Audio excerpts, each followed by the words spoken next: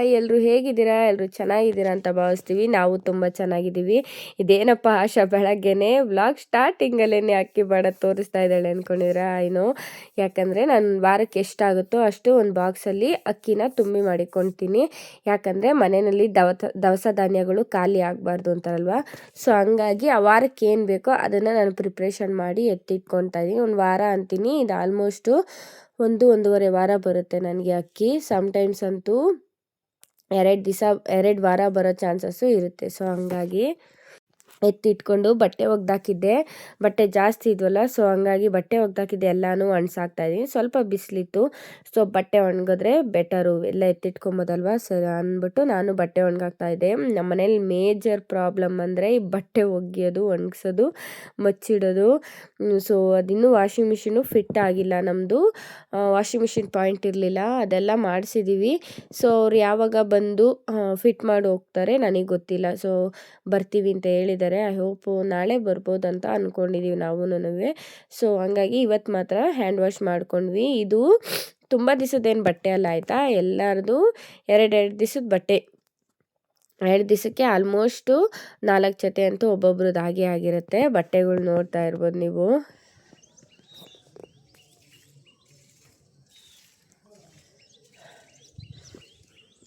So ಇವತ್ತು ಎದ್ದಿರೋದು late ಆಯಿತಾ, so ಹಂಗಾಗಿ ಏನು ಕೆಲಸ ಮಾಡಿಲ್ಲ. ಬಿಕಾಸ್ ನೈಟ್ ನಿದ್ದೆನೇ ಇಲ್ಲ. ಅವನಿಗೆ ವ್ಯಾಕ್ಸಿನೇಷನ್ ಬೇರೆ ಹಾಕ್ಸಿದ್ನಲ್ವ, ಸೊ ನಿದ್ದೆನೇ ಇಲ್ಲ. ಸೊ ಇವಾಗ ಎದ್ದಿದ್ದೀನಿ. ಸಣ್ಣ ಪುಟ್ಟ ಕೆಲಸ, ಬಟ್ಟೆ ಒಗ್ದಾಕಿದ್ದೆ ನೈಟು. ಸೊ ಅದೆಲ್ಲ ಪೂರ್ತಿ ಒಣಗಾಕ್ತೆ. ಅದು ವಾಷಿಂಗ್ ಮಿಷಿನು ಇನ್ನು ಫಿಟ್ ಮಾಡಬೇಕು. ನಮ್ಮದು ವಾಷಿಂಗ್ ಮಿಷಿನ್ ಪಾಯಿಂಟ್ ಬೇರೆ ಇಲ್ಲ, ಅದನ್ನು ಏನೋ ಮಾಡಿಕೊಡ್ತಾರಂತೆ. ಅದಾದಮೇಲೆ ನಾವು ಫಿಟ್ ಮಾಡಬೇಕು. ಸೊ ಅಲ್ಲಿವರೆಗೂ ಹ್ಯಾಂಡ್ ವಾಶೇ ಮಾಡಬೇಕು. ಇಷ್ಟು ದಿನವೇ ಮಾಡಿದ್ದೀವಂತೆ, ಇನ್ನೊಂದು 2 ದಿವಸ ಕಾಯೋಕ್ಕಾಗಲ್ವಾ. ಸೊ ಬನ್ನಿ. ಗೊತ್ತಿಲ್ಲ ಇನ್ನು ಏನು ತಿಂಡಿ ಮಾಡೈತೋ ಅಮ್ಮ. ಅಮ್ಮಂಗೆ ಅನ್ನ ಇಡು ಸಾಕು ಅಂತ ಹೇಳಿದ್ದೆ, ಏನು ಮಾಡೈತೋ ಗೊತ್ತಿಲ್ಲ. ಬನ್ನಿ.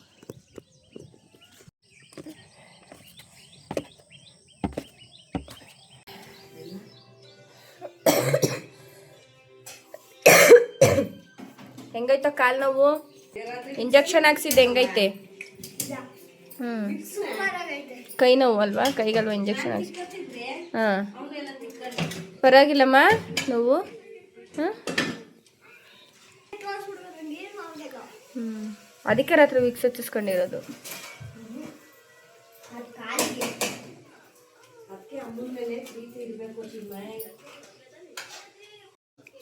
ಹೆಂಗದೆ? ತಿನ್ನು, ಬಿಸಿ ಬಿಸಿ. ಖಾರ ಆಯ್ತಾ? ಪುಳಿಯೋಗರೆ ಗೊಜ್ಜು ಮಾಡಿತ್ತು ಆಯ್ತಾ ನಮ್ಮಮ್ಮ. ಸರಿ ಮಾಡಿರಲಿಲ್ಲ, ಅದಕ್ಕೆ ಏನೇನೋ ಮಾಡಿ ಹೆಸರು ಮಾಡೈತಿ.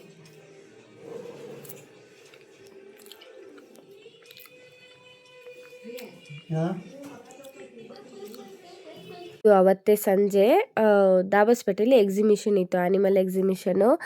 ಚಿನ್ಮಯ್ ಹೇಳಿದ್ದ, ಸೊ ಇಂಜೆಕ್ಷನ್ ಹಾಕ್ಸೋಕೆ ಹೋಗಿದ್ನಲ್ಲ, ಸೊ ಆವಾಗ ನೋಡಿ ಅವನು ಇಲ್ಲಮ್ಮ ಇಲ್ಲೇನೋ ಆಗಿದೆ, ಬಾ ಹೋಗಿ ನೋಡೋಣ ಅಂತ ಅಂದ. ಸೊ ಇವತ್ತು ಬೇಡ, ನೀನು ವ್ಯಾಕ್ಸಿನೇಷನ್ ಆಗಿದೆ, ನೆಕ್ಸ್ಟ್ ಡೇ ಕರ್ಕೊಂಡೋಗ್ತೀನಿ ಬಾ ಅಂತ ಹೇಳಿದ್ದೆ.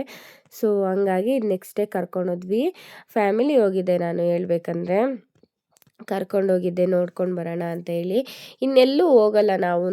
ಫ್ರೆಂಡ್ ಸರ್ಕಲಲ್ಲಂತೂ ನಾನು ಆಲ್ಮೋಸ್ಟ್ 90% ಯಾರ ಜೊತೆನೂ ಹೋಗಲ್ಲ. ಹೋದರೆ ಫ್ಯಾಮಿಲಿ ಜೊತೆಗೆ, ಫ್ಯಾಮಿಲಿಗೆ ಟೈಮ್ ಕೊಡೋದ್ರಿಂದ ಸೊ ಹೋಗೋಣ ಅಂತೇಳಿ ಹೋಗಿದ್ದು ಆಯಿತು. ಒಂದು ಟಿಕೆಟ್ಗೆ ಇಲ್ಲಿ 60 ಏನೋ ಚಾರ್ಜ್ ಮಾಡ್ತಾರೆ, ಬಟ್ ವರ್ತ್ ಇಟ್ ಆಯಿತಾ. ಹೋಗಿದ್ದಕ್ಕೆ ಏನು ಲಾಸ್ ಇಲ್ಲ ಹೇಳ್ಬೇಕಂದ್ರೆ. ಹೋಗಿ ಒಳಗಡೆ ಮಕ್ಕಳಿಗೆ ತೋರಿಸೋವಂಥ ಅನಿಮಲ್ಸು ಮತ್ತು ಅನಿಮಲ್ಸ್ ಸೌಂಡನ್ನ ಎಕ್ಸಿಕ್ಯೂಟ್ ಮಾಡಿದ್ದಾರೆ. ಪೂರ್ತಿ ಅನಿಮಲ್ಸ್ ಜೊತೆ ಅನಿಮಲ್ಸ್ ಸೌಂಡ್ಸ್ ಇದೆಲ್ಲ ಅದನ್ನು ಎಕ್ಸಿಕ್ಯೂಟ್ ಮಾಡಿದ್ದಾರೆ. ಎಂಟ್ರೆನ್ಸಲ್ಲಿ ಕೆಲವೊಂದು ಫೋಟೋ ಸೆಷನ್ಸ್ ಇಟ್ಕೊಂಡಿದ್ರು, ಫೋಟೋ ಎಲ್ಲ ತೊಗೊಳ್ಬೋದಾಗಿತ್ತು. ಇಲ್ಲಿ ನಾವು ಆಲ್ಮೋಸ್ಟ್ ಎಲ್ಲ ಫೋಟೋ ಎಲ್ಲ ತೆಗೆಸ್ಕೊಂಡು ಇಲ್ಲಿ ಎಂಟ್ರೆನ್ಸಲ್ಲೇ ಡೈನೋಸರಸ್ನ ಇಟ್ಟಿದ್ದಾರೆ.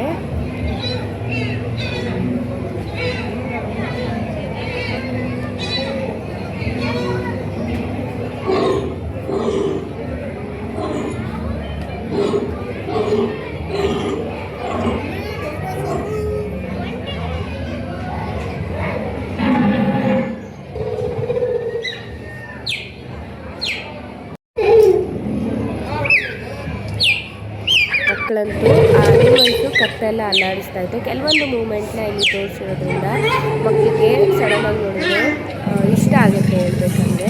ಆ ಸೌಂಡೆಲ್ಲ ಅನಲೈಸ್ ಮಾಡ್ತಾಯಿದ್ದೆ ಎರಡು ಮಕ್ಕಳು ನೋಡಿದ್ದು ಆಯಿತು. ಅವರು ಖುಷಿಪಟ್ಟರು ಹೇಳ್ಬೇಕಂದ್ರೆ. ಅಲ್ಲೆಲ್ಲನೂ ಫೋಟೋಸ್ ಎಲ್ಲ ತೊಗೊಂಡು ನಾವು ಮುಂದೆ ಹೋಗ್ತಾ ಇದ್ವಿ ನೋಡಿಕೊಂಡು.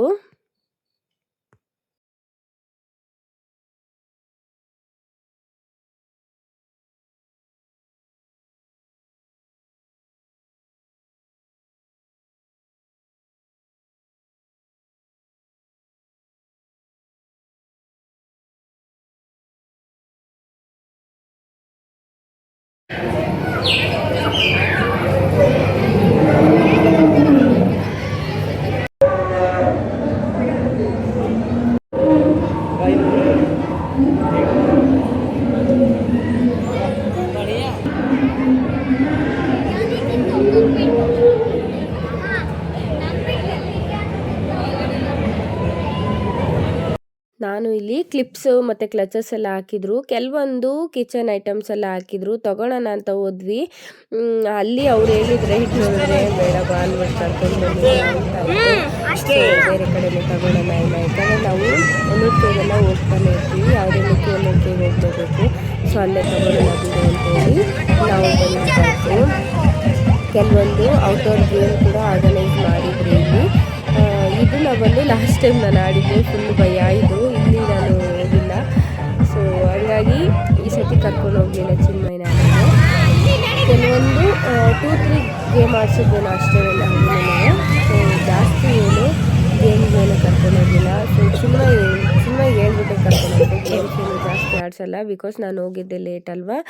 ಸೊ ಹಂಗಾಗಿ ಬೇಗ ಮನೆಗೆ ಬರಬೇಕು ಅನ್ನೋ ಒಂದು ರೀಸನ್ ಅಷ್ಟೇನೆ, ಬೇಗ ಹೋಗಿ ಬೇಗ ಬರೋ ಥರ.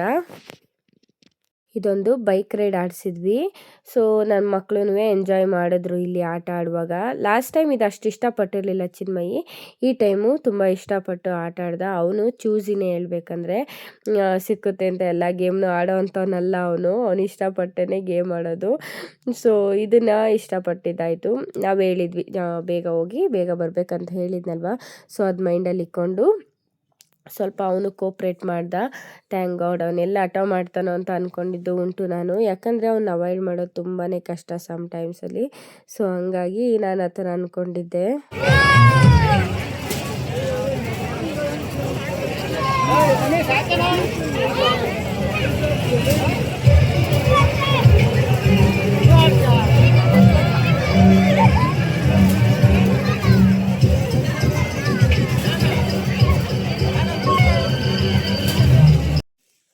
ಇಲ್ಲೂ ಇದೊಂದು ಗೇಮ್ ಆಡಿಸ್ಕೊಂಡು ಕರ್ಕೊಂಡು ಬಂದಿದ್ದಾಯಿತು. ಇಬ್ಬರೂ ಏನಕ್ಕೆ ಒಂದೇ ಗೇಮಿಗೆ ಕಳಿಸ್ತಿದ್ದೀವಿ ಅಂದರೆ, ಇವು ನಮ್ಮ ಗುಬ್ಬಿಗೆ ಸ್ವಲ್ಪ ಇನ್ನೂ ಗ್ರಿಪ್ ಇಲ್ಲ ಆಯಿತಾ.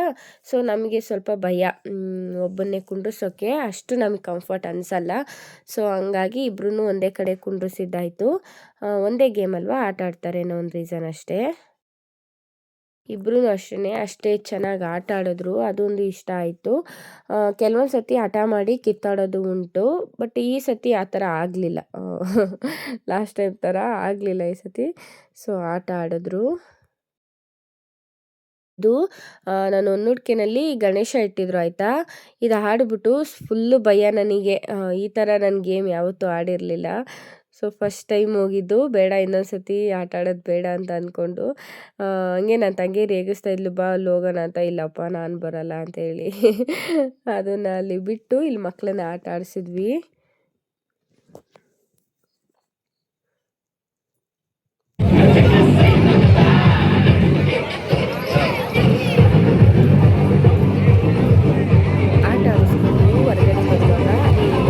ಕೆಲವೊಂದು ಥಿಂಗ್ಸ್ನ ನೋಡಿ ನನಗಂತೂ ಪರ್ಸ್ನಲಿ ತುಂಬ ಇಷ್ಟ ಆಯಿತು. ಬಟ್ ಅವ್ರು ಹೇಳ್ತಿದ್ದ ಕಾಸ್ಟ್ ನೋಡಿದ್ರೆ ಡಬ್ಬಲ್ ಅಲ್ಲ ತ್ರಿಬ್ಬಲ್ ಹೇಳ್ತಾಯಿದ್ರು ಅವರು. ಸೊ ನಾನು ಬೇಡ ಬಾ ಅಂತೇಳಿ ನಾನು ಕೆಲವೊಂದು ಕನ್ವಿನ್ಸ್ ಮಾಡಿದೆ. ಅವಳು ಸರಿ ಬೇಡ, ಹೊರ್ಗಡೆನೆ ತೊಗೊಂಡ್ರಾಯ್ತು, ಇಲ್ಲ ಅಂಗಡಿಗೆ ಹೋಗಿ ತೊಗೊಂಡ್ರಾಯ್ತು ಅಂತೇಳಿ ನಾವು ಸುಮ್ಮನಾದ್ವಿ. ಅಂದರೆ ಒಂದು ಶಾಪಲ್ಲಿ ರೈಟ್ ಜಾಸ್ತಿ ಮಾಡ್ತಾರೆ ಅಂತ ಅನ್ಬೋದು. ಆಲ್ಮೋಸ್ಟು ಎಲ್ಲ ಶಾಪಲ್ಲೂ ಅದೇ ಥರನೇ ರೈಟ್ ಇತ್ತು. ಸೊ ನನಗೆ ವರ್ತ್ ಅಂತ ಅನ್ನಿಸ್ಲಿಲ್ಲ. ಸೊ ಹಂಗಾಗಿ ನಾನು ಬೇಡ ಅಂತ ಹೇಳಿದೆ. ಕಂಫರ್ಟಬಲ್ ಇದ್ದರೆ ತೊಗೋಬೋದು. ಸೊ ಡಬ್ಬಲು ತ್ರಿಬ್ಬಲ್ ಎಲ್ಲ ದುಡ್ಡು ಕೊಟ್ಟು ತಗೊಳ್ಳೋ ಅವಶ್ಯಕತೆ ಇಲ್ಲ ಅಂತ ಅನ್ನಿಸ್ತು. ಸೊ ಹಂಗಾಗಿ ನಾನೇನು ತೊಗೊಳ್ಲಿಲ್ಲ, ಬಂದ್ವಿ ಅದನ್ನು ನೋಡಿಕೊಂಡು.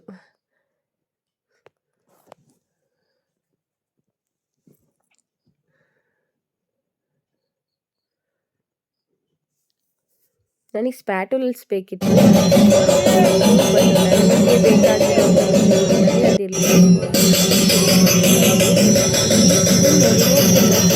ಕಿಚನ್ ಇದೆಯಲ್ಲ ಅದು ನೋಡಿದ್ರೆ ಹೋಗೋಣ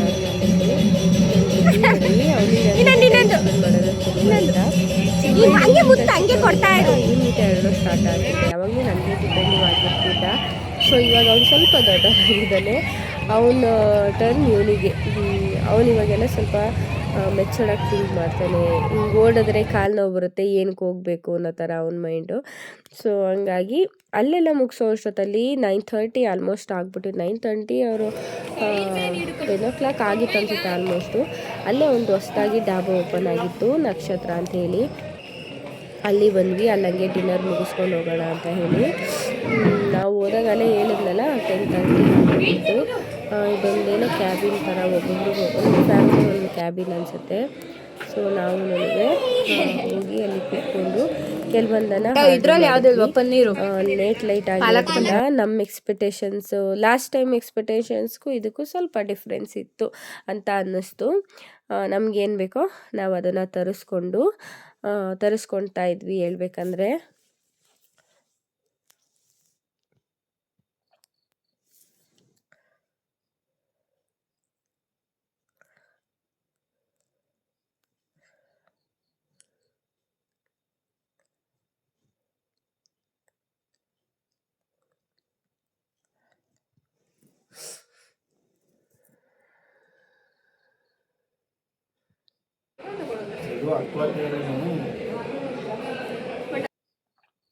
ನಾವಿಲ್ಲಿ ತರಿಸ್ಕೊಂಡಿದ್ದು ಬಂದು ಪನ್ನೀರ್ ರೆಸಿಪಿ ಬೇಕು ಅಂತ ನನಗಿಷ್ಟ ಆಯಿತು. ಯಾಕೆಂದರೆ ಚಿನ್ಮಯ್ಗೆ ಪನ್ನೀರ್ ತಿನ್ನಿಸೋಣ ಅಂತ ಹೇಳಿ, ಮಕ್ಕಳಿಗೆ ಪನ್ನೀರ್ ತುಂಬ ಒಳ್ಳೆಯದು, ಪ್ರೋಟೀನ್ ಕಂಟೆಂಟ್ ಅಂತ ಹೇಳಿ ನಾನು ತಿನ್ನಿಸ್ತಾ ಇರ್ತೀನಿ ಹೊರಗಡೆ ಬಂದಾಗ.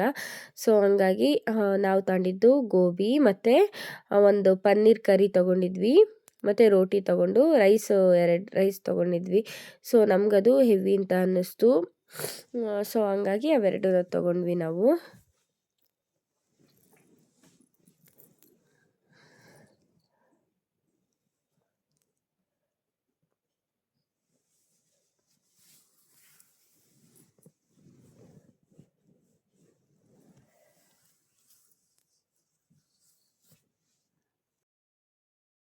ಅಲ್ಲೇ ಊಟ ಮುಗಿಸ್ಕೊಂಡ್ವಿ. ಲೇಟ್ ಆಗಿದ್ದರಿಂದ ಚಿನ್ಮಯ್ಗೆ ಹೇಳ್ತಾ ಇದ್ದೆ ಹೊಟ್ಟೆ ತುಂಬ ಊಟ ಮಾಡು ಅಂತ ಹೇಳಿ. ಸೊ ಅವನು ಊಟ ಮಾಡ್ತಾ ಇದ್ದ. ಹೇಳ್ಬೇಕು ಬಿಸಿ ಇತ್ತು ಎಲ್ಲನೂ ಐಟಮ್ಮು.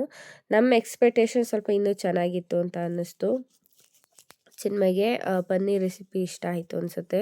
ಸೊ ಅವನು ತಿಂತಾಯಿದ್ದ. ನಮ್ಮ ಗುಬ್ಬಿನೂ ತಿಂದ ಪನ್ನೀರ್ನ ಹೇಳ್ಬೇಕಂದ್ರೆ. ಸ್ವಲ್ಪ ರೈಸ್ ಕೊಡಿಸಿದ್ವಿ, ಇದೇ ರೋಟಿನೇ ಹೆವಿ ಆಗುತ್ತೆ ಅಂತೇಳಿ ಸ್ವಲ್ಪ ರೈಸು ಅದನ್ನು ಕೊಡಿಸಿದ್ದಾಯಿತು. ಅಲ್ಲಿಂದ ನಾವು ರಿಟರ್ನ್ ಬಂದ್ವಿ. ಬಂದಾಗಲೇ 11 o'clock ಆಗಿತ್ತು. ಸೊ ಮನೆಗೆ ಬಂದಿದೆ. ಪೇರೆಂಟ್ಸ್ ಇಬ್ಬರು ಮಲಗಿದ್ರು. ಸೊ ಅವ್ರನ್ನ ಎಬ್ಬಿಸಿ ನಾವು ಲೇಟ್ ಆಗಿತ್ತಲ್ವ, ಅವ್ರಿಗೆ ಹೇಳಿದ್ವಿ, ನಾವು ಆಲ್ಮೋಸ್ಟೇ ಇನ್ಫಾರ್ಮ್ ಮಾಡಿದ್ವಿ ಮಲ್ಕೊಳ್ಳಿ ಲೇಟ್ ಆಗುತ್ತೆ ಅಂತೇಳಿ. ಸೊ ಅವರು ಮಲ್ಕೊಂಡಿದ್ರು ಹೇಳ್ಬೇಕಂದ್ರೆ, ರೆಸ್ಟ್ ಮಾಡಬೇಕಲ್ವ. ಸೊ ಅವ್ರೂ ಹಾಗಾಗಿ ನಾವು ಬಂದು ಹೋಗೋಷ್ಟೊತ್ತಲ್ಲಿ ವಾಷಿಂಗ್ ಮಿಷಿನ್ದು ತೋರಿಸ್ಬಿಟ್ಟು ಹೋಗಿದ್ರು ಯಾವ ರೀತಿ ಯೂಸ್ ಮಾಡಬೇಕಂತ ಹೇಳಿ. ನಾವು ಅದನ್ನು ಇದು ನೆಕ್ಸ್ಟ್ ಡೇ ಯೂಸ್ ಮಾಡ್ತಾ ಇರೋದು, ಅವತ್ತಿಂದಲ್ಲ, ಎಕ್ಸಿಬಿಷನಿಂದ ಬಂದಿದ್ದು ನೆಕ್ಸ್ಟ್ ಡೇ 2 ದಿವಸ ಕಂಟಿನ್ಯೂಷನ್ ವ್ಲಾಗ್ ಆಗಿರುತ್ತೆ ಇದು. ಸೊ ಅದನ್ನೆಲ್ಲನೂ ನಾವು ನೋಡ್ತಾ ಇದ್ವಿ, ಪ್ರಯೋಗನೂ ಮಾಡ್ತಾ ಇದ್ವಿ. ಫಸ್ಟ್ ಟೈಮು ಟ್ರೈ ಮಾಡ್ತಾಯಿದ್ವಿ ಯಾವ ಥರ ಆಗುತ್ತೆ ಅಂತ. ಇಬ್ರಿಗೂ 50% ನಾಲೆಜ್ ಇರೋದ್ರಿಂದ 100% ಆಗೋ ಥರ ನಾವು ಯೂಸ್ ಮಾಡಿಕೊಂಡು ಇಲ್ಲಿ ವಾಷಿಂಗ್ ಮಿಷಿನ್ ಯೂಸ್ ಮಾಡ್ತಾಯಿದ್ದೀವಿ. ಇಬ್ರಿಗೂ ಹೋಮ್ವರ್ಕ್ ಮಾಡಿಸ್ತಾ ಇದ್ವು ನಾವೂನು. ಇವ್ರಿಗೆ ಹೋಮ್ವರ್ಕ್ ಮಾಡಿಸೋದೇ ಒಂದು ಟಾಸ್ಕು ಹೇಳ್ಬೇಕಂದ್ರೆ. ಚಿನ್ಮಯ ಮಾಡ್ತಾನೆ, ನಮ್ಮ ಚಿಕ್ಕವನು ಮಾಡಲ್ಲ. ಸೊ ಹಂಗಾಗಿ ಅವನಿಗೂ ಹೋಮ್ವರ್ಕ್ ಮಾಡಿಸ್ತಾ ಇದ್ವಿ.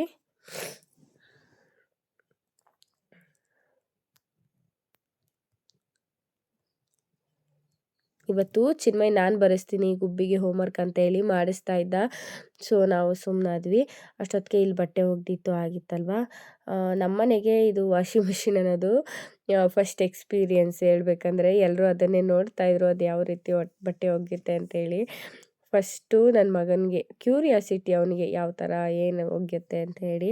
ನಮ್ಮಮ್ಮ ಅಂತೂ ಪ್ರತಿಯೊಂದು ಬಟ್ಟೆನೂ ಚೆಕ್ ಮಾಡ್ತಾಯಿತ್ತು, ಕ್ಲೀನಾಗಿ ಕಳೆ ಹೋಗಿದೆಯಾ, ಮತ್ತು ಕಾಲರ್ಸ್ ಹತ್ರ ಎಲ್ಲ ಇರುತ್ತಲ್ವ ಶರ್ಟಲ್ಲೆಲ್ಲ, ಸೊ ಅದೆಲ್ಲ ಚೆಕ್ ಮಾಡ್ತಾ ಇದ್ದಿದ್ದುಂಟು ನಮ್ಮಮ್ಮ. ಕ್ಲೀನಾಗಿ ಕೊಳೆ ಹೋಗಿಲ್ಲ ಅಂದರೆ ನಾನೇ ಒಗಿತೀನಿ ಅಂತೇಳಿ, ನಾವಿಲ್ಲ ಹೋಗುತ್ತೆ ಬಾ ಅಂತೇಳಿ ಎಲ್ಲ ಚೆಕ್ ಮಾಡಿಸಿ ಅಮ್ಮಂಗೆ ಸ್ಯಾಟಿಸ್ಫ್ಯಾಕ್ಷನ್ ಆದಮೇಲೆ ನಾನಿಲ್ಲಿ ಕಿಚನ್ ಕಡೆಗೆ ಬಂದು ಕಿಚನೆಲ್ಲ ಕ್ಲೀನ್ ಮಾಡ್ಕೊಂಡಿದ್ದಾಯಿತು, ಯಾಕಂದರೆ ಅಡುಗೆ ಮಾಡಬೇಕಾಗಿತ್ತು. ಸೊ ಹಂಗಾಗಿ ಎಲ್ಲ ಕ್ಲೀನ್ ಮಾಡ್ಕೊತಾ ಇದ್ದೆ. ಕ್ಲೀನ್ ಮಾಡಿದ್ದೆಲ್ಲ ಆದಮೇಲೆ ಸೊ ಇನ್ನೊಂದು ಸ್ವಲ್ಪ ಬಟ್ಟೆ ಹಾಕಬೇಕಾಗಿತ್ತು. ಬಟ್ಟೆ ಎಲ್ಲ ಹಾಕಿ ನಾನು ಎತ್ತಿಟ್ಕೊಂಡಿದ್ದಾಯಿತು. ಸೊ ಇವತ್ತಿಗೆ ಈ ಬಟ್ಟೆ ಕೆಲಸ ಎಲ್ಲ ಸ್ವಲ್ಪ ಮುಗಿಯುತ್ತೆ ಅಂತ ಅನ್ನಿಸ್ತಾ ಇತ್ತು. ಹೇಳ್ಬೇಕಂದ್ರೆ ನಮ್ಮನೆಗೆ ಅದೇ ಹೇಳಿದ್ನಲ್ವ, ಬಟ್ಟೆ ಒಗ್ಯೋದೇನೆ ಯಾವುದೇ ವ್ಲಾಗಲ್ಲಿ ನೋಡಿದ್ರು ಮೇಯ್ನ್ ನಾನು ಬಟ್ಟೆ ಒಗ್ಯೋದೇ ಆಗಿರುತ್ತೆ. ಸೊ ನನಗೆ ಮೈಗ್ರೇನ್ ಇರೋದ್ರಿಂದ ಹೆವಿ ತಲೆನೋವು ಇರ್ತಿತ್ತು ಇವತ್ತು. ಸೊ ಹಂಗಾಗಿ ಎಡಿಟಿಂಗ್ ಏನೂ ಮಾಡಲಿಲ್ಲ. ಸೊ ಹಂಗಾಗಿ ಲೇಟ್ ಆಗ್ತಾಯಿತ್ತೆ ವ್ಲಾಗು, ಬಿಕಾಸ್ ನನಗೆ ಎಲ್ಲಿ ಸರಿ ಇರಬೇಕಲ್ವ. ಸೊ ಹಂಗಾಗಿ ಮೊನ್ನೆ ಎಕ್ಸಿಬಿಷನ್ಗೆಲ್ಲ ಹೋಗಿ ಲೈಟಿಂಗ್ಸ್ ಎಲ್ಲ ನೋಡಿದ್ನಲ್ವ, ಅದಕ್ಕೂ ಕಣ್ಣು ತಲೆನೋವು ಬಂದುಬಿಟ್ಟಿತ್ತು. ಸೊ ರಿಸ್ಕ್ ತೊಗೊಳೋದು ಬೇಡ ಅಂತ ಹೇಳಿ ಎಡಿಟಿಂಗ್ ಎಲ್ಲ ಏನೂ ಮಾಡಲಿಲ್ಲ. ಜಸ್ಟ್ ವೀಡಿಯೋಸ್ ಒಂದು ಮಾಡಿಕೊಂಡಿದ್ದೆ. ನಾನು ಮಾಡಿಕೊಂಡು ಸ್ವಲ್ಪ ಇಲ್ಲಿ ನಾನು ಫ್ರೆಶ್ ಅಪ್ ಆಗಿ ಬಂದೆ, ಹರಳೆಣ್ಣೆ ಹಚ್ಚಿದ್ದೆ ತಲೆ ತುಂಬ. ಫ್ರೆಶ್ ಅಪ್ ಆಗಿ ಬಂದು ಚಿನ್ಮಯ್ಗೆ ಸ್ವಲ್ಪ ಹೋಮ್ವರ್ಕ್ ಎಲ್ಲ ಮಾಡಿಸ್ಬೇಕಾಗಿತ್ತು, ಅಡುಗೆ ಎಲ್ಲ ಮಾಡಬೇಕಾಗಿತ್ತು. ಸೊ ಮೊದಲು ಫ್ರೆಶ್ ಅಪ್ ಆಗಿಬಿಟ್ಟು ಬಂದುಬಿಡೋಣ ಅಂತ ಹೇಳಿ. ನಾನು ತಲೆಗೆ ಸ್ನಾನ ಮಾಡಲ್ಲ ತಲೆನೋವಿದ್ದಾಗ. ಸೊ ನಾನು ತಲೆ ಒಣಗಿಲ್ಲ ಅಂತ ಅಂದರೆ ಇನ್ನೂ ಜಾಸ್ತಿ ಆಗುತ್ತೆ ಅನ್ನೋ ಒಂದು ರೀಸನ್ಗೆ ಸ್ವಲ್ಪ ತಲೆನೋವು ಕಮ್ಮಿ ಆಯಿತು ಅಂತ ಅನ್ನಿಸ್ದಾಗ ಸ್ನಾನ ಮಾಡಿಕೊಂಡು ಬಂದಿದ್ದಾಯಿತು. ನಾನು ಬರೋದೇ ನನ್ನ ಮಗ ಕಾಯ್ತಾ ಇದ್ದ, ಬಿಕಾಸ್ ಅವ್ನಿಗೆ ಹೋಮ್ವರ್ಕ್ಸ್ ಇತ್ತು, ಮಾಡಿಸ್ಬೇಕಾಗಿತ್ತು. ಸೊ ಹಂಗಾಗಿ ಮಾಡಿಸ್ತಾ ಇದ್ದೆ. ಮಕ್ಕಳಲ್ವಾ, ಅಲ್ಲಿ 2 ಅವರ್ ಬಿಸಿಲಲ್ಲಿ ನಿಂತ್ಕೊಳ್ಳೋಂತ ನೆಸೆಸಿಟಿ ಏನಿತ್ತು ನಿನಗೆ? ಅವ್ರು ನನಗೆ ಕಾಲ್ ಮಾಡಿ ಹೇಳ್ಬೇಕಾ? ಇನ್ನೊಂದ್ಸತಿ ಬಿದ್ದೋಗಲ್ಲಿ ಕಪ್ಪಳ್ಕೊಳ್ತೀನಿ. ಸ್ಮೈಲ್ ಮಾಡ್ತಿದ್ರೆ ನೀನು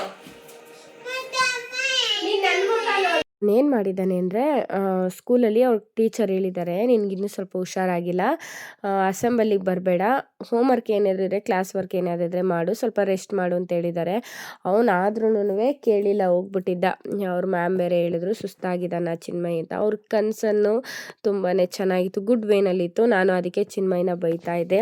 ಸೊ ಏನೇ ಬೈದ್ರೂ ಸ್ವಲ್ಪ ಹಲಸಿನಣ್ಣು ತಿನ್ಸೋಣ ಒಂಚೂರು ಸಮಾಧಾನ ಮಾಡಿ ನಾನು ಇಲ್ಲಿ ಹಣ್ಣು ತಿನ್ನಿಸ್ತಾ ಇದ್ದೆ. ಇವೆಲ್ಲ ಸೀಸನಲ್ ಫ್ರೂಟ್ಸ್ ಅಲ್ವಾ, ಸಿಕ್ಕಿದಾಗ ತಿನ್ಬಿಡ್ಬೇಕು. ಸೊ ಹಂಗಾಗಿ ಚಿನ್ಮಯ್ಗೂ ತಿನ್ನಿಸ್ತಾ ಇದೆ. ಇಲ್ಲಿ ಮಕ್ಕಳು ತಿಂತಾಯಿದ್ರು. ಹೇಳ್ಬೇಕಂದ್ರೆ ಚೆನ್ನಾಗಿ ಅಗ್ದು ನುಂಗಿದ್ರೆ ಅಷ್ಟು ಹೊಟ್ಟೆ ನೋವು ಬರಲ್ಲ, ಬೇಗ ಜೀರ್ಣ ಆಗುತ್ತೆ. ನನ್ನ ಮಗನಿಗೆ ಇದು ರೂಢಿ ಮಾಡಿಬಿಟ್ಟಿದ್ದೀನಿ ಹಲಸಿನಣ್ಣ. ಬೇರೆ ಹಲಸಿನಣ್ಣು ತಿಂದರೆ ಸ್ವಲ್ಪ ನನಗೆ ಕಂಫರ್ಟಬಲ್ ಅನಿಸಲ್ಲ, ನಮ್ಮ ಮರದ್ದಲ್ವಾ. ಸೊ ಇದು ತುಂಬ ಟೇಸ್ಟ್ ಆಗಿರುತ್ತೆ. ಹೇಳ್ಬೇಕಂದ್ರೆ ಕಲರು ನೋಡ್ತಾ ಇರ್ಬೋದು, ನಾರ್ಮಲ್ ಯೆಲ್ಲೋ ಕಲರ್ ಇದೆ ಹಲಸಿನಣ್ಣಿದ್ರೆ ಅಷ್ಟು ನನಗೆ ತಿನ್ಬೇಕಂತ ಅನಿಸಲ್ಲ. ಇದು ಬಂದು ಡಾರ್ಕ್ ಆರೆಂಜ್ ಕಲರ್ ಬರುತ್ತೆ ಹಲಸಿನಣ್ಣು. ತೊಳೆ ಕಮ್ಮಿ, ಬಟ್ ಟೇಸ್ಟ್ ಮಾತ್ರ ತುಂಬ ಅಂದರೆ ತುಂಬಾ ಚೆನ್ನಾಗಿರುತ್ತೆ. ಸೊ ಹಂಗಾಗಿ ನಾನು ಈ ಹಣ್ಣ ನನ್ನ ಮಗನಿಗೆ ತಿನ್ನಿಸ್ತೀನಿ, ನಮ್ಮ ಮರದ್ದಲ್ವಾ. ಸೊ ಅದೊಂದು ಎಕ್ಸ್ಟ್ರಾ ಫೀಲಿಂಗ್ ಇರುತ್ತೆ. ಸೊ ಹಂಗಾಗಿ ನಮ್ಮ ಮಕ್ಳಿಗೆ ತಿನ್ನಿಸ್ತೀವಿ ಇದನ್ನು. ನಾನು ಇಷ್ಟಪಟ್ಟು ತಿಂತೀನಿ, ನಾನೇನು ಇಷ್ಟಪಡ್ತೀನೋ ಅದನ್ನೆಲ್ಲ ನನ್ನ ಮಗನಿಗೆ ತಿನ್ನಿಸ್ತೀನಿ. ಸೊ ಹಂಗಾಗಿ ಅಲ್ಲಿ ಇವನಿಗೆ ಕೊಡ್ತಾಯಿದ್ದೆ, ಹೋಮ್ವರ್ಕ್ ಮಾಡ್ಕೊಂಡಿವಂತೆ, ಫಸ್ಟ್ ಇದು ತಿಂದ್ಬಿಟ್ಟು ಹೋಗಿವಂತೆ ಬಾ ಅಂತೇಳಿ ಇಲ್ಲೇ ತಿನ್ನಿಸ್ತಾ ಇದ್ದೆ. ಇವನಿಗೆ ನಾವು ಬಿಡಿಸ್ಕೊಡ್ತಾ ಇರೋದು ನಮ್ಮಪ್ಪ ಮೇಯ್ನ್, ಅಮ್ಮ ಅನ್ನೋದಕ್ಕಿಂತ ನಮ್ಮಪ್ಪ ಈ ಥರ ನಮಗೆ ಮಾಡಿಕೊಡ್ತಾಯಿತ್ತು. ಸುಳಿದು ಆ ಶಾಲೆನ ಬಿಡಿಸ್ಕೊಡ್ತಾಯಿತ್ತು. ಅದೊಂದು ನೆನಪಾಯಿತು ನನಗೆ ಹೇಳ್ಬೇಕಂದ್ರೆ. ಈಗ ನಾನು ಟೈಮ್ ಟೇಬಲ್ ಪ್ರಕಾರ ಜೋಡಿಸ್ಕೊಬೇಕಷ್ಟೇ ಮಾಡ್ತಾ ಇದ್ದಾರೆ. ಅದು ಸಾವಿರಾರು ಜನ ನೋಡ್ತಾರೆ. ಆಮೇಲೆ ಮರ್ಯಾದೆ ಕೊಟ್ಟು ಮಾತಾಡ್ತಾರೆ ಆಯ್ತಾ. First period Hindi, maths ಕಾಣಿಸ್ತಾರೆ.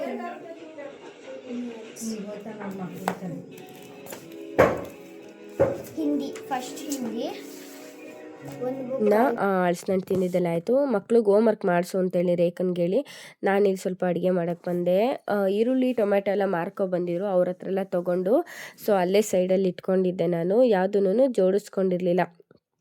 First current ಇರಲ್ಲ, ಅಡುಗೆ ಮಾಡ್ಕೊಂಬಿಡೋಣ ಅಂತೇಳಿ ಮಾಡ್ಕೊತಾ ಇದ್ದೆ. ಇಲ್ಲಿ ಜೀರಿಗೆ ಬಜ್ಜಿ ಮಾಡ್ಕೊತಾ ಇದ್ದೆ ಬಿಕಾಸ್ ತರಕಾರಿ ಖಾಲಿಯಾಗಿತ್ತು. ಹಂಗಾಗಿ ನಾನಿಲ್ಲಿ ಒಂದು ಬಾಣಲೆಗೆ ಎಣ್ಣೆ ಹಾಕ್ಬಿಟ್ಟು ಜೀರಿಗೆ ಈರುಳ್ಳಿ ಹಾಕಿ ಫ್ರೈ ಮಾಡಿಕೊಂಡು, ಈರುಳ್ಳಿ ಫ್ರೈ ಆದಮೇಲೆ ಟೊಮ್ಯಾಟೊ ಹಾಕ್ಕೊತಾ ಇದ್ದೀನಿ. ಟೊಮ್ಯಾಟೊನು ಇನ್ನೇನು ಫ್ರೈ ಆಯಿತು ಅನ್ನೋ ಟೈಮಲ್ಲಿ ಸ್ವಲ್ಪ ಮೆತ್ತಗಾಗಬೇಕು. ಆವಾಗ ಕಾಯಿ ತುರಿದಿಟ್ಕೊಂಡಿದ್ದೆ, ಕಾಯಿ ತುರಿನ ಹಾಕಿ ಅದನ್ನು ಫ್ರೈ ಮಾಡ್ಕೊತಿದ್ದೀನಿ ಇಲ್ಲಿ ನಾನು. ಈ ಹಸಿ ವಾಸನೆ ಹೋಗಬೇಕು ಅಲ್ಲಿವರೆಗೂ ಫ್ರೈ ಮಾಡಿಕೊಂಡೆ ತುಂಬ ಚೆನ್ನಾಗಿರುತ್ತೆ. ಯಾವಾಗಲೂ ತರಕಾರಿ ಸಾಂಬಾರು ತಿಂದು ತಿಂದು ಬೇಜಾರಾಗಿರೋರಿಗೂ ಇದು ಚೆನ್ನಾಗಿರುತ್ತೆ ಹೇಳ್ಬೇಕಂದ್ರೆ. ನಾನು ಇದನ್ನು ಮಾಡ್ತಾಯಿರ್ತೀನಿ, ವಾರಕ್ಕೆ ಒಂದು ಸತಿ ಆದರೂ ಇದನ್ನು ನಾನು ಮಾಡ್ಕೊತಾ ಇರ್ತೀನಿ. ಇಲ್ಲಿ ಇವೆರಡು ಫ್ರೈ ಆಯಿತು ಅನ್ನೋವಾಗ ಸ್ವಲ್ಪ ಸಾಂಬಾರು ಪುಡಿ, ಹುಣಸೆಹಣ್ಣು ಹಾಕಿದ್ದೀನಿ, ಅದು ಸ್ವಲ್ಪ ಸ್ಕಿಪ್ ಆಗಿದೆ. ಹುಣಸೆ ಹುಳಿ ಹಾಕಿ ಇದನ್ನು ಅಷ್ಟೇ, ಸಾಂಬಾರು ಪುಡಿದು ಅಷ್ಟೇ ಹಸಿ ಸ್ಮೆಲ್ ಹೋಗಬೇಕು ಅಲ್ಲಿವರೆಗೂ ಫ್ರೈ ಮಾಡ್ಕೊತಾ ಇರ್ತೀನಿ. ಮಾಡಿಕೊಂಡು ಇದು ಬಿಸಿ ಇತ್ತಲ್ವ, ಸ್ವಲ್ಪ ಹಾರಕ್ಕೆ ಇಟ್ಕೊಂಡಿದ್ದೆ. ಇದು ಹಾರಿದ ಮೇಲೆ ರುಬ್ಕೊತೀನಿ. ಒಂದು ಸ್ವಲ್ಪ ತರಿ 90% ರುಬ್ಕೊಳ್ಳಿ ಸಾಕು, ತುಂಬ ನುಣ್ಣಗೆ ರುಬ್ಕೋಬಾರ್ದು. ತರಿಯಾಗಿದ್ದರೆ ತುಂಬ ತರಿನೂ ಬೇಡ, ಚೆನ್ನಾಗಿರುತ್ತೆ ಹೇಳ್ಬೇಕಂದ್ರೆ.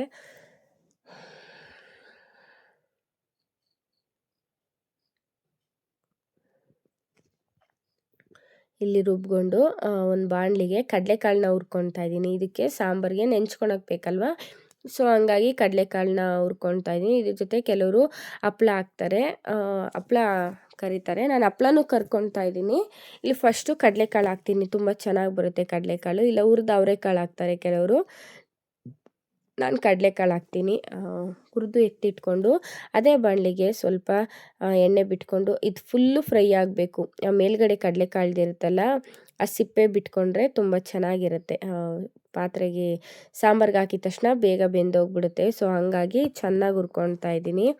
ಅದೇ ಬಾಣಲಿಗೆನೇ ನಾನಿಲ್ಲಿ ಸ್ವಲ್ಪ ಎಣ್ಣೆ ಹಾಕಿ ಸಾಸಿವೆ ಸ್ವಲ್ಪ, ಜೀರಿಗೆ ಸ್ವಲ್ಪ ಜಾಸ್ತಿ ಹಾಕ್ಕೊತಾ ಇದ್ದೀನಿ. ಇದು ಮಾಡ್ತಾ ಇರೋದು ಜೀರಿಗೆ ಬಜ್ಜಿ ಆಗಿರೋದ್ರಿಂದ ಜೀರಿಗೆ ಫ್ಲೇವರ್ ತುಂಬಾ ಚೆನ್ನಾಗಿರಬೇಕು. ಸೊ ಹಂಗಾಗಿ ಜೀರಿಗೆ ಜಾಸ್ತಿ ಹಾಕ್ಕೊತಾ ಇದ್ದೀನಿ. ಹೆಚ್ಚಿಟ್ಕೊಂಡಿರೋ ಈರುಳ್ಳಿ, ಬೆಳ್ಳುಳ್ಳಿ ಹಾಕಿ ಚೆನ್ನಾಗಿ ಫ್ರೈ ಮಾಡಿಕೊಂಡು ಇಲ್ಲಿ ನಾನು ಸ್ವಲ್ಪ ಕೆಂಪಾಗಕ್ಕೆ ಬಿಡ್ತೀನಿ ಈರುಳ್ಳಿನ. ತುಂಬ ಹಸಿ ಹಸಿಯಾಗಿ ನಾನು ಈರುಳ್ಳಿ ರಾಸ್ ಮೇಲೆ ಅಷ್ಟು ಇಷ್ಟ ಆಗಲ್ಲ ನನಗೆ. ಸೊ ಫುಲ್ ಫ್ರೈ ಮಾಡ್ತೀನಿ. ಫ್ರೈ ಮಾಡಿದ ಮೇಲೆ ನಾನಿಲ್ಲಿ ಮಸಾಲೆನ ಹಾಕುವಂಥದ್ದು. ಅದಕ್ಕಿಂತ ಮುಂಚೆ 2 ಸ್ಟವ್ ಇರೋದ್ರಿಂದ ಸೊ ಬೇಗ ರೈಸ್ಗೂ ಇಟ್ಕೊಂಬಿಡೋಣ ಅಂತ ಹೇಳಿ ರೈಸ್ಗೂ ಇಟ್ಕೊತಾ ಇದ್ದೀನಿ. ಬೇಗ ಒಂದು ಸತಿ ಅಡುಗೆ ಕೆಲಸ ಮುಗಿಸ್ಕೊಬಿಟ್ರೆ ಸ್ವಲ್ಪ ರೆಸ್ಟ್ ಮಾಡ್ಬೋದು ಅನ್ನೋ ಒಂದು ರೀಸನ್ ಅಷ್ಟೇ.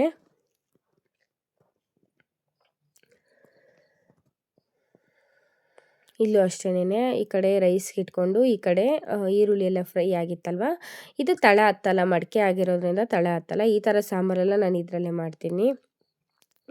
ರುಬ್ಬಿರೋ ಮಸಾಲೆ ಹಾಕ್ತೀನಿ. ಇಲ್ಲಿ ಈರುಳ್ಳಿ ಎಲ್ಲ ಫ್ರೈ ಮಾಡ್ಕೊಂಡಿದ್ರಿಂದ ಮಸಾಲೆನ ಫ್ರೈ ಮಾಡ್ಕೊಳೋ ನೆಸೆಸಿಟಿ ಇರಲ್ಲ. ಹಸಿ ಸ್ಮೆಲ್ ಇದ್ದರೆ ಮಾತ್ರ ನಾನಿಲ್ಲಿ ಫ್ರೈ ಮಾಡ್ಕೊತೀನಿ. ಇದು ಹಸಿ ಸ್ಮೆಲ್ ಇಲ್ಲ ಅಲ್ಲ, ಸೊ ಹಂಗಾಗಿ ನಾನೇನು ಫ್ರೈ ಮಾಡ್ಕೊಂಡಿಲ್ಲ. ಕನ್ಸಿಸ್ಟೆನ್ಸಿಗೆ ಎಷ್ಟು ಬೇಕೋ ಅಷ್ಟನ್ನು ನಾನಿಲ್ಲಿ ನೀರನ್ನ ಆ್ಯಡ್ ಮಾಡ್ಕೊತಾ ಇದ್ದೀನಿ. ನೋಡಿಕೊಂಡು ನಾನು ಆ್ಯಡ್ ಮಾಡ್ಕೊತೀನಿ. ತುಂಬ ತೆಳುನೂ ಇರಬಾರ್ದು, ತುಂಬ ಗಟ್ಟಿನೂ ಇರಬಾರ್ದು. ನನಗೆ ಒಂದು ಅಂದಾಜು ಇರುತ್ತೆ ಅಲ್ವಾ, ಸೊ ಒಂದು ಆ ಐಡೆಂಟಿ ಮೇಲೆ ನಾನು ಹಾಕ್ಕೊತಾ ಇದ್ದೀನಿ ಇಲ್ಲಿ ನೀರನ್ನ.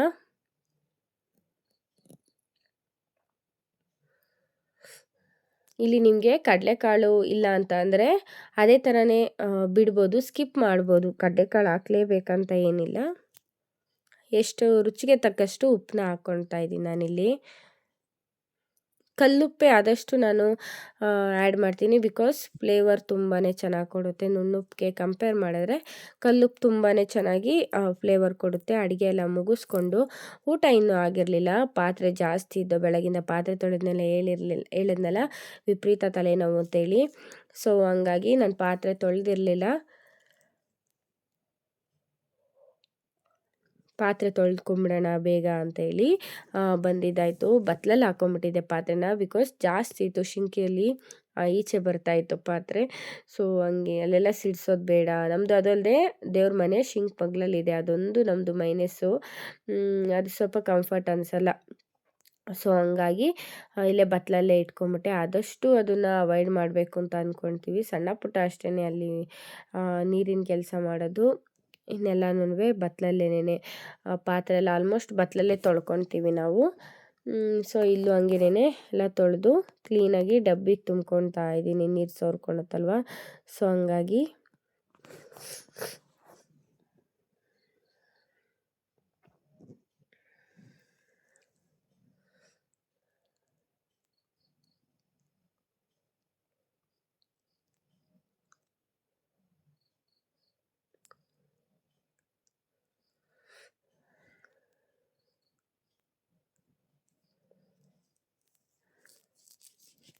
ಪಾತ್ರೆ ಎಲ್ಲ ತೊಳೆದಿದ್ಮೇಲೆ ಅಪ್ಪ ಒಂದೆರಡು ಹಪ್ಳನ ಕರೆದು ಬಿಡಮ್ಮ, ಕಾಳು ಹಪ್ಳ ಅಂತ ಹೇಳ್ತು. ಸರಿ ಆಯಿತು ಬಿಡಪ್ಪ ಅಂತೇಳಿ ಇಲ್ಲಿ ಕಾಳು ಹಪ್ಳನ ಕರ್ಕೊತಾ ಇದ್ದೀನಿ. ಅಷ್ಟೊತ್ತಿಗೆ ರೇಖಾನು ಹೋಮ್ವರ್ಕ್ ಎಲ್ಲ ಬರ್ಸಿದ್ದಾಗಿತ್ತು ಮಕ್ಕಳಿಗೆ. ಸೊ ಅವಳು ಒಬ್ಬೊಬ್ರಿಗೆ ಊಟ ಮಾಡಿಸ್ತಾ ಇದ್ಲು, ಮುದ್ದೆ ತಿನ್ನಿಸ್ತಾ ಇದ್ಲು. ಅನ್ನ ಬೇಕಂದರೆ ಅವರೇ ತಿಂತಾರೆ, ಸ್ವಲ್ಪ ಮುದ್ದೆ ತಿನ್ನಿಸೋಣ ಅಂತೇಳಿ ಅವಳು ಮುದ್ದೆ ತಿನ್ನಿಸ್ತಾ ಇದ್ಲು. ನಾನಿಲ್ಲಿ ಹಪ್ಳ ಕರ್ಕೊಳ್ಳೋಣ ಅಂತೇಳಿ ನಾನು ಎಣ್ಣೆನ ಬಾಣಲಿಗೆ ಹಾಕಿ ಬಿಸಿಗೆ ಇಟ್ಕೊಳ್ತಾ ಇದ್ದೀನಿ. ಇಲ್ಲಿ ಏನಂದರೆ ಇವ್ರಿಗೆ ಸ್ವಲ್ಪ ಊಟ ಮಾಡಿಸ್ಬಿಟ್ರೆ, ಒಂದು ಅರ್ಧ ಹೊಟ್ಟೆ ತುಂಬ ತಿನ್ನಿಸ್ಬಿಟ್ರೆ ಇನ್ನೊಂದು ಸ್ವಲ್ಪ ಅವರು ಓಡಾಡ್ಕೊಂಡು ತಿನ್ಕೊಳ್ತಾರಲ್ವ. ಸೊ ಹಂಗಾಗಿ ನೈಟ್ ಹೊತ್ತು ಮುದ್ದೆ ತಿನ್ಸೋಕ್ಕೆ ಟ್ರೈ ಮಾಡ್ತೀವಿ. ಬಟ್ ಇದು ನಮ್ಮ ಮನೆ ಮಕ್ಕಳು ಒಂದು ಸತಿ ತಿಂತವೆ, ಒಂದು ಸತಿ ತಿನ್ನಲ್ಲ. ಇಟ್ಸ್ ಹ್ಯಾಪನ್ಸ್ನು. ನಾನು ಸುಮ್ಮನಾಗ್ತೀನಿ. ಗದರಿಸಿ ತಿನ್ನಿಸೋ ಅಂಥದ್ದಿದ್ರೆ ಕೆಲವೊಂದು ಸತಿ ಬೈದಾದರೂ ಆಗಲಿ ನನ್ನ ಮಗನಿಗೆ ತಿನ್ನಿಸ್ತೀನಿ. ಕೆಲವೊಂದು ಸತಿ ನಾನು ಬಿಡು ಅವನೇನೋ ಒಂದು ತಿನ್ನಲಿ ಅಂತ ಸುಮ್ಮನಾಗ್ತೀನಿ. ಬಿಕಾಸ್ ಸಂಜೆಲಿ ಏನಾದರೂ ತಿಂದಿದ್ರೆ ನಾನು ನೈಟ್ ಊಟನ ಅಷ್ಟು ನಾನು ಫೋರ್ಸ್ಫುಲಿ ತಿನ್ಸೋಕೆ ಹೋಗಲ್ಲ. ಯಾಕಂದರೆ ಮಕ್ಕಳಿಗೆ ತಿಂದಿದ ತಕ್ಷಣ ಮಲಿಕೊಂಬಿಟ್ರೆ ಡೈಜೆಸ್ಟ್ ಆಗಲ್ಲ, ಮೆಟಪಾಲಿಸಮ್ ಲೆವೆಲ್ ಲೋ ಇರುತ್ತಲ್ವ. ಸಮ್ಟೈಮ್ಸ್ ನಾವು ಅಷ್ಟೇ ಅಲ್ವಾ, ಸಂಜೆ ಊಟ ಮಾಡಿದರೆ ನೈಟ್ ತಿನ್ಲಿಕ್ಕಾಗಲ್ಲ. ಸೊ ಇಲ್ಲೂ ಅದೇ ಥರನೇ ಎಷ್ಟು ಬೇಕೋ ಅಷ್ಟು ತಿನ್ನಿಸ್ಲಿಕ್ಕೆ ಟ್ರೈ ಮಾಡ್ತೀನಿ. ಇಲ್ಲಿ ನಾನು ಹಪ್ಳ ಎಲ್ಲ ಕರ್ಕೊತಾ ಇದ್ದೀನಿ.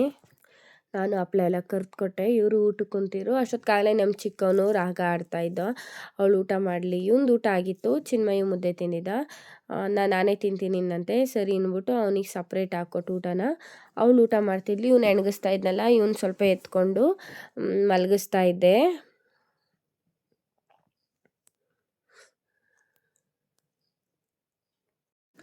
ಅಷ್ಟೊತ್ತಿಗೆ ಅವಳಿಗೂ ಊಟ ಆಯಿತು. ಸೊ ಅವಳು ಎತ್ಕೊಳಕ್ಕೆ ಬಂದು ನಾನು ಊಟಕ್ಕೆ ಕೂತ್ಕೊಂಡೆ. ಅವ್ರ ಅಮ್ಮನ ತಗ ಕಳಿಸ್ಬಿಟ್ಟು ಇನ್ನೇನು ಅಡುಗೆ ಎಲ್ಲ ಆದಮೇಲೆ ಸೊ ಇದೆಲ್ಲ ಕ್ಲೀನ್ ಮಾಡ್ಕೊಬೇಕಾಗಿತ್ತಲ್ವ, ಪಾತ್ರೆ ಎಲ್ಲ ತೊಳೆದಿದ್ದಾಗಿತ್ತು. ಎಲ್ಲನೂ ಜೋಡಿಸ್ಕೊತಾ ಇದ್ದೀವಿ ನಾನು ಅಮ್ಮ ಇಬ್ಬರು ಸೇರಿಕೊಂಡು.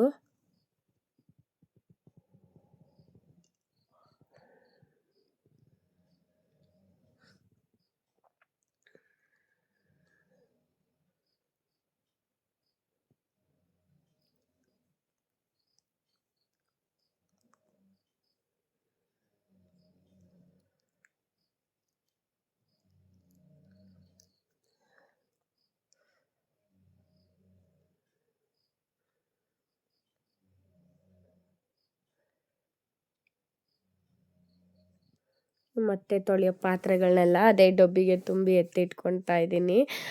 ಬಿಕಾಸ್ ಬೆಳಗಿಗೆ ಸ್ವಲ್ಪ ಈಸಿ ಆಗುತ್ತೆ ಅಂತ ಹೇಳಿ ಅಷ್ಟೇನೆ. ಅದೊಂದು ವಾಟರ್ ಫಿಲ್ಟ್ರದೆಲ್ಲ ನೀರು ಹಂಗೆ ಇತ್ತು, ವೇಸ್ಟೇಜ್ ವಾಟರು. ಬಾಗಿಲು ತೊಳೆಯೋಕ್ಕೆ ಏನಕ್ಕಾದ್ರೂ ಯೂಸ್ ಆಗುತ್ತಲ್ವ. ಸೊ ಅದನ್ನು ತಗೊಂಡೋಗಿ ಇಲ್ಲಿ ಬತ್ತಲಲ್ಲಿ ಹಾಕ್ಬಿಟ್ಟು ಬರ್ತೀನಿ. ಕೆಲವೊಂದು ಚಿನ್ಮಯ್ದು ಮೆಡಿಸನ್ನು ಎಕ್ಸ್ಪೈರಿ ಡೇಟ್ ಏನು ಚೆಕ್ ಮಾಡಿರಲಿಲ್ಲ ನಾನು.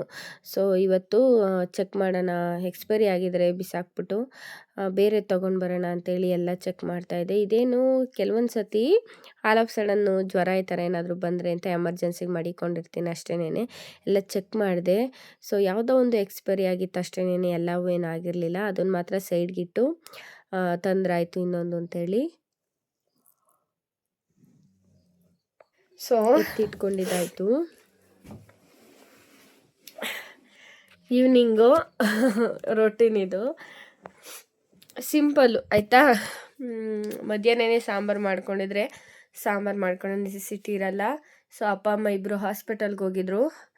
ಸೊ ಬೆಳಗ್ಗೆ ಟಿಫನ್ ಮಾಡಿಕೊಟ್ಟಿದ್ದೆ, ಪುಳಿಯೋಗರೆ ಮಾಡಿದ್ದೆ. ಟಿಫನ್ ತಿಂದಿದ್ದು ಅಷ್ಟೇನೆ, ಏನು ಮಾಡಿರಲಿಲ್ಲ. ಮಲ್ಕೊಬಿಟ್ಟೆ ನಾನು. ಬಟ್ಟೆ ಎಲ್ಲ ಒಗೆದ್ಬಿಟ್ಟು ಮಿಷಿನಿಗೆ ಬಟ್ಟೆ ಹಾಕಿ ಮಲ್ಕೊಂಬಿಟ್ಟೆ. ಕರೆಂಟ್ ಹೋಯ್ತು, ಇನ್ನೇನು ಕೆಲಸ ಇರಲ್ವಲ್ಲ ಅಂದ್ಬಿಟ್ಟು ಮಲ್ಕೊಬಿಟ್ಟೆ. ಸೊ ಇದು ಎತ್ತಿಕ್ಬೇಕು ಫಸ್ಟು. ಇನ್ನು ಅಡುಗೆಕಾಯಿ ಸೀಸನ್ ಬಂದಾಗಲೇ ಎತ್ಕೋಬೇಕು ಅಡುಗೆಕಾಯಿ ಬೇಯಿಸೋಕ್ಕೆ. ಇದು ಎತ್ತಿಕ್ಬೇಕು. ನಾವಪ್ಪ ಹುಷಾರಾದ್ಮೇಲೆ ಕೇಳ್ಬಿಟ್ಟು ಎತ್ತಿಕ್ಬೇಕು. ಸ್ವಲ್ಪ ಇದೇ ಜಾಸ್ತಿ ಸ್ಪೇಸ್ ಇರುತ್ತೆ ಅನಿಸುತ್ತೆ ಈ ಕೊಳಗನೇನೆ. ಆಲ್ಮೋಸ್ಟು ಒಂದು 2 ಅಡಿಲಿ ಐತೆ ಇದು. ಅದು ಎತ್ತಿಕ್ಬೇಕು ಮೊದಲು. ನಾವಪ್ಪ ಹೇಳ್ತಾಯಿತ್ತು ಫಸ್ಟು ಹುಷಾರಾಗು ಆಮೇಲೆ ಎತ್ತಿಕ್ತೀನಿ ಅಂತ ಅಂದೆ. ಸೊ ಮೇಲೆಲ್ಲಾದರೂ ಇಕ್ಬೇಕು. ಇನ್ನು ಕೆಮ್ಮು ನೆಗಡಿ ಕಮ್ಮಿ ಆಗಿಲ್ಲ, ಜ್ವರನೇ ಬಂದ್ಬಿಡ್ತು. ನೆನ್ನೆನೇ ಜ್ವರ ಬಂದ್ಬಿಡ್ತು, ಕಣ್ಣೆಲ್ಲ ಬಿಸಿ ಆಗೋಯ್ತು. ನಂಗೆ ಗೊತ್ತಾಯಿತು ಈ ಜ್ವರ ಬರುತ್ತೆ ಅಂತೇಳಿ. ಅಪ್ಪ ಅಮ್ಮ 10 ಗಂಟೆ 10:45 ಹೋದ್ರು ಆಯಿತಾ, ಹಾಸ್ಪಿಟಲ್ಗೆ ಹೋದ್ರು. ಇವತ್ತೊಂದು ರಿಪೋರ್ಟ್ ಇತ್ತು, ಅಲ್ಲಿ ಹೋದರು. ಅವ್ರು ಹೋಗಿ ಒಂದು ಸ್ವಲ್ಪ ಹೊತ್ತು ಮಿಷಿನ್ಗೆಲ್ಲ ಬಟ್ಟೆ ಹಾಕ್ತಾಯಿದ್ದೆ. ಆಮೇಲೆ ಟೈಮ್ ಆಯಿತು, ನನಗೂ ತಲೆನೋವು, ಜ್ವರ ಸ್ಟಾರ್ಟ್ ಆಗೋಯ್ತು. ಟ್ಯಾಬ್ಲೆಟ್ ನುಂಗಿ ಮಲ್ಕೊಂಡವಳು 1:15ಗೋ 1:45ಗೋ ಎದ್ದು ಮಿಕ್ಕಿದ ಕೆಲಸ ಎಲ್ಲ ಬಟ್ಟೆ ಎಲ್ಲ ಒಣಗಿತ್ತು. ಸೊ ಎಷ್ಟು ಬಟ್ಟೆ ಒಗೆದಿದ್ದೆ ಅಂದರೆ ಇವತ್ತು ಆಲ್ಮೋಸ್ಟ್ ಎಲ್ಲರೂ ಒಂದು 5 ಜೊತೆ ಬಟ್ಟೆ ಇದ್ದು ಅಷ್ಟು ಬಟ್ಟೆ ಒಗೆದಿದ್ವಿ ಇವತ್ತು. ಮ್ಯಾಟ್ಸು, ಬೆಡ್ಶೀಟ್ಸು ಎಲ್ಲನೂ ಒಗೆದಿದ್ದಾಯಿತು. ಎಲ್ಲ ಅದ್ರದ್ದು ಮಡ್ಚಿಟ್ಟಿದ್ದು ಆಗೋಯ್ತು. ಅದೆಲ್ಲ ಏನು ಶೂಟ್ ಮಾಡ್ಕೊಂಡಿಲ್ಲ, ಬಿಕಾಸ್ ನಾನು ಹೆಲ್ತ್ ಸರಿ ಇಲ್ಲ. ನನಗೆ ಹೆಲ್ತ್ ಸರಿ ಇದ್ದಷ್ಟೇ ನಾನು ಅವೆಲ್ಲನೂ ಮಾಡೋಕ್ಕಾಗೋದು, ಇಲ್ಲಾಂದ್ರೆ ಆಗಲ್ಲ, ಕಷ್ಟ ಆಗುತ್ತೆ. ಸೊ ಹಂಗಾಗಿ ಸ್ವಲ್ಪ ಮಡ್ಚಿಟ್ಟಿನಿ, ಇಲ್ಲೊಂದು ಸ್ವಲ್ಪ ಮಡ್ಚಿಟ್ಕೊಂಡಿದ್ದೀನಿ. ಇನ್ನೆಲ್ಲ ಬೀರುಗೆ ಎತ್ತಿಡಬೇಕು. ಅಲ್ಲೊಂದು ಸ್ವಲ್ಪ ಇದೆ, ಮಿಷಿನ್ ಮೇಲೆ ಸ್ವಲ್ಪ ಇದೆ ಮಡ್ಚಿಡೋದು. ಅವೆಲ್ಲ ಸಾಕ್ಸಸ್ ಎಲ್ಲ ಇದೆ ಸ್ವಲ್ಪ. ಇಲ್ಲೆಲ್ಲ ಸ್ವಲ್ಪ ಬೆಡ್ಶೀಟ್ ಇದೆ ಅದೆಲ್ಲ ಮಡ್ಚ್ಕೋಬೇಕು. ನನಗೆ ಹುಷಾರೇ ಇಲ್ಲ. ಅಮ್ಮನೂ ಎಷ್ಟು ಅಂತ ಮಡ್ಚುತ್ತೆ, ಅವ್ರ ಕೈಲೂ ಆಗಲ್ಲ. 1:15ಗೆ ಎದ್ದು ಬಟ್ಟೆ ಎಲ್ಲ ಎತ್ತಾಕ್ಬಿಟ್ಟು ಇನ್ನೊಂದು ರೌಂಡು ಮ್ಯಾಟ್ಸ್ ಎಲ್ಲ ಹಾಕಿ ಮಿಷಿನ್ಗೆ ಹಾಕಿ ಸ್ನಾನ ಮಾಡಿದ್ವಿ, ಮತ್ತು ಮಲ್ಕೊಂಡೆ. 3 ಗಂಟೆ ಮಲ್ಕೊಂಡಿದ್ದಕ್ಕೆ 6 ಗಂಟೆಗೆ ಎದ್ದೆ. ಇವಾಗ ಸ್ವಲ್ಪ ತಲೆನೋವು, ಜ್ವರ ಎಲ್ಲ ಕಮ್ಮಿ ಆಯಿತು. ಬೆಳಗ್ಗೆ ಒಂಚೂರು ತಿಂದಿದ್ದವಳು ಇವಾಗಲೇ ಸ್ವಲ್ಪ ಮುದ್ದೆ ತಿಂದಿದ್ದು. ಊಟನೂ ಮಾಡೋಕ್ಕಾಗ್ತಾ ಇರಲಿಲ್ಲ, ಬಾಯೆಲ್ಲ ವಿಷ. ಆದರೂ ಮಾಡಲೇಬೇಕು, ಯಾಕಂದರೆ ಯಾರಿಗೂ ಹುಷಾರಿಲ್ಲ, ನನಗೆ ಡಿಪೆಂಡಿವ್ ಆಗಿರ್ತಾರೆ ಕೆಲವೊಂದು ಸತಿ, ಯಾವಾಗಲೂ ಅಲ್ಲ. ಸೊ ಹಂಗಾಗಿ ಸ್ವಲ್ಪ ಹುಷಾರಾಗಿದ್ನಲ್ಲ, ಮಾಡ್ಕೊಳೋಣ ಬಿಡು. ನಾವು ಕಾಯಿಲೆ ಅಂತ ಮಲ್ಲಿಗೆ ಇದ್ದರೆ ಮಲ್ಲಿಗೆ ಇರ್ತೀನಿ. ಸೊ ಏನಾಗಲ್ಲ ಬಿಡು ಅಂತ ಅವಳು ಆ್ಯಕ್ಟಿವ್ ಆಗಿದ್ದರೆ ಸೊ ಇಟ್ಸ್ ಓಕೆ. ಹಂಗಾಗಿ ಎದ್ದು ಮಾಡಿದೆ, ಅಡುಗೆ ಎಲ್ಲ ಆಯಿತು, ಊಟನೂ ಆಯಿತು. ಪಾತ್ರೆ ತೊಳೆಯೋ ಒಂದು ಡಬ್ಬಿಗೆ ತುಂಬಿಕ್ಕಿದ್ದು ಆಯಿತು, ಬೆಳಗಿಗೆ ತೊಳಿತೀನಿ. ಅದೊಂದು ಆಗಲ್ಲ ನನಗೆ ಇವಾಗ. ಬೆಳಗ್ಗೆ ಮಾಡ್ಕೊಬೇಕು. ಚಿನ್ಮಯ ಆರ್ಡ್ರ್ ಆಗಿದೆ ನನಗೆ ಟೊಮ್ಯಾಟೊ ಬಾತ್ ಮಾಡು ಅಂತ, ಒಳ್ಳೆ ಟಿಫನ್ಗೆ. ಸೊ ಅದೆಲ್ಲ ರೆಡಿ ಮಾಡ್ಕೊಂಡಿದ್ದೀನಿ. ಅವನಿಗೆ ಟೊಮ್ಯಾಟೊ ಜಾಸ್ತಿ ಹಾಕ್ಬಾರ್ದು, ಅವ್ನ ಟಿಫನ್ದೇ ಒಂದು ಇದು ನನಗೆ, ಟೊಮ್ಯಾಟೊ ಜಾಸ್ತಿ ಹಾಕ್ಬಾರ್ದು. ಟೊಮ್ಯಾಟೊ ಬಾತ್ ಮಾಡಬೇಕಂತೆ, ಟೊಮೆಟೊ ಜಾಸ್ತಿ ಹಾಕ್ಬಾರ್ದಂತೆ. ಅಲ್ಲೊಂದು ಇಲ್ಲೊಂದು ಟೊಮೊಟೊ ಕಾಣಿಸ್ಬೇಕು, ಹುಣಸೆ ಹುಳಿ ಹಾಕಿ ಮಾಡು ಅಂತಾನೆ. ಸೊ ಅವ್ನು ಕೇಳ್ದಂಗೆ ಅವನಿಗೆ ಮಾಡಿಕೊಡ್ಬೇಕು. ನಾಳೆಯಿಂದ ಅಪ್ಪನೂ ಕೆಲ್ಸಕ್ಕೆ ಹೋಗ್ತೀನಿ ಅಂತ ಐತೆ, ಗೊತ್ತಿಲ್ಲ. ನಾವು ಇನ್ನೊಂದು 3-4 ದಿವಸ ರೆಸ್ಟ್ ಮಾಡು, ಅಂದರೆ ಹೋಗಲೇಬೇಡ ಬಿಡು ಒಂದು, ಇಲ್ಲ ನಾನು ಹೋಗ್ತೀನಿ ಅಂತಂತು, ಬಿಕಾಸ್ ಆಫ್ ಕಮಿಟ್ಮೆಂಟ್ಸ್. ಈ ವರ್ಷ ಹೋಗ್ತೀನಿ ನಾನು, ಮುಂದಿನ ವರ್ಷದಿಂದ ರೆಸ್ಟ್ ಮಾಡ್ತೀನಿ ಅಂತ ಹೊರಟೈತೆ ಕೆಲಸಕ್ಕೆ. ನಾವು ಸ್ವಲ್ಪ ಹೇಳಿದ್ವಿ, ಅಲ್ಲೇ ವಾರ 15 ದಿವಸದಿಂದ ಹೇಳಿದ್ವಿ, ಇಲ್ಲಮ್ಮ ನಾನು ಹೋಗ್ತೀನಿ ಅಂತ ಅಂತು. ಸರಿ ಆಯಿತು ಅಂದ್ಬಿಟ್ಟು ಆಗಿದ್ದೀವಿ. ಏನು ಮಾತಾಡಿ ನುಂಗಿದ್ನಲ್ಲ, ಗಾಳಿ ಸ್ವಲ್ಪ ತಲೆ ದಿಮ್ಮತ್ತದಂಗೆ ಮಲ್ಕೊಳ್ಳೋಣ ಅನ್ನೋ ಮೈಂಡು. ಬಿಕಾಸ್ ಇವಾಗ ಮಲ್ಕೊಳ್ಳೋ ಕಾಲ, ಎಡಿಟಿಂಗ್ ಕೆಲಸ ಐತೆ, ಅದೆಲ್ಲ ಮುಗಿಸ್ಕೋಬೇಕು ಆಯಿತಾ. ವ್ಲಾಗ್ಗಳು ಲೇಟ್ ಆಗ್ತೈತೆ. ಏನಾಗುತ್ತೆ ಅಂದರೆ ಅಪ್ಪ ಹುಷಾರಾಯಿತು, ಮಕ್ಕಳು ಹುಷಾರಾದರು, ಎಲ್ಲರೂ ಹುಷಾರಾದರು, ನನಗೆ ಆಗ್ತಾಯಿಲ್ಲ. ಯಾವಾಗ ಮಲಿಕೊಂತೀನೋ ತಲೆನೋವು, ಒಳ್ಜ್ವರ ಐತೆ ಅನಿಸುತ್ತೆ, ಕಣ್ಣೆಲ್ಲ ಬಿಸಿ ಆಗಿಬಿಡುತ್ತೆ ಹೇಳ್ಬೇಕಾದ್ರೆ. ಫುಲ್ಲು ಇವಾಗಲೂ ಕಣ್ಣು ಕೆಂಪಾಗ್ಬಿಟ್ಟೈತೆ. ನಂದು ಕ್ಯಾಟ್ ಐ ಆಗಿರೋದ್ರಿಂದ ಅದು ಕೆಂಪಾಗಿರೋದು ಅಷ್ಟು ಬೇಗ ಫೋಕಸ್ಡಾಗಿ ಕಾಣಿಸಲ್ಲ. ರಿಯಲಾಗಿ ನೋಡಿದ್ರೆ ಕಾಣಿಸುತ್ತೆ, ಕ್ಯಾಮ್ರಾದಲ್ಲಿ ಹಂಗೆ ಕಾಣಿಸಲ್ಲ. ಫುಲ್ಲು ಕಣ್ಣು ರೆಡ್ಡಿಶ್ ಆಗ್ಬಿಟ್ಟೈತೆ. ಒಂದು ಕ್ಯಾಟ್ ಐ ಅಲ್ವಾ, ಸೊ ಅಷ್ಟು ಬೇಗ ಕಾಣಿಸಲ್ಲ. ಮಲ್ಕೋಬೇಕು ನಾನು. ಸಿಂಪಲ್ ವ್ಲಾಗ್ ಇದು. ವಾಯ್ಸು ಜೋರಾಗೂ ಮಾತಾಡೋಕ್ಕಾಗಲ್ಲ ನನಗೆ, ಚೂರು ಜೋರಾಗಿ ಮಾತಾಡಿದೆ ಅಂದರೆ ಕೆಮ್ಮಾಗ್ಬಿಡುತ್ತೆ. ಸೊ ಹಂಗಾಗಿ ವಾಯ್ಸು ಚೇಂಜಸ್ ಇದ್ದೇ ಇರುತ್ತೆ ವಾಯ್ಸ್ ಓವರಲ್ಲಿ. ಹೋಪ್ ಯು ಅಂಡರ್ಸ್ಟ್ಯಾಂಡಿಂಗ್ ಪ್ಲೀಸ್ ಅಂತ ಹೇಳ್ತಾ, ಈ ವ್ಲಾಗ್ ಏನಾದರೂ ಇಷ್ಟ ಆದರೆ, ಸೊ ಒನ್ ಮೋರ್ ಥಿಂಗ್, ವ್ಲಾಗ್ನ ಸ್ಕಿಪ್ ಮಾಡಿ ನೋಡಬೇಡಿ. ನಾನು ಹಾಕೋದೇ ಒಂದು 20 ಮಿನಿಟ್ಸ್ ಬಿಲೋನೇ ಇರುತ್ತೆ. ಸೊ ಫುಲ್ಲು ನೋಡಿ ಅಂತ ಹೇಳ್ತೀನಿ, ಸ್ಕಿಪ್ ಮಾಡಿ ನೋಡಬೇಡಿ ಅಷ್ಟೇ, ಇನ್ನೇನಿಲ್ಲ. ಇದಾಗಿತ್ತು ಇವತ್ತಿನ ವ್ಲಾಗ್. ಈ ವ್ಲಾಗ್ ಏನಾದರೂ ಇಷ್ಟ ಆದರೆ ಪ್ಲೀಸ್ ಲೈಕ್ ಮಾಡಿ, ಶೇರ್ ಮಾಡಿ, ಸಬ್ಸ್ಕ್ರೈಬ್ ಮಾಡಿ, ನೀವು ಫ್ರೆಂಡ್ಸ್ ಆ್ಯಂಡ್ ಫ್ಯಾಮಿಲಿ ಗ್ರೂಪ್ಗೆ ಶೇರ್ ಮಾಡಿ ಅಂತ. Thank you for watching, bye.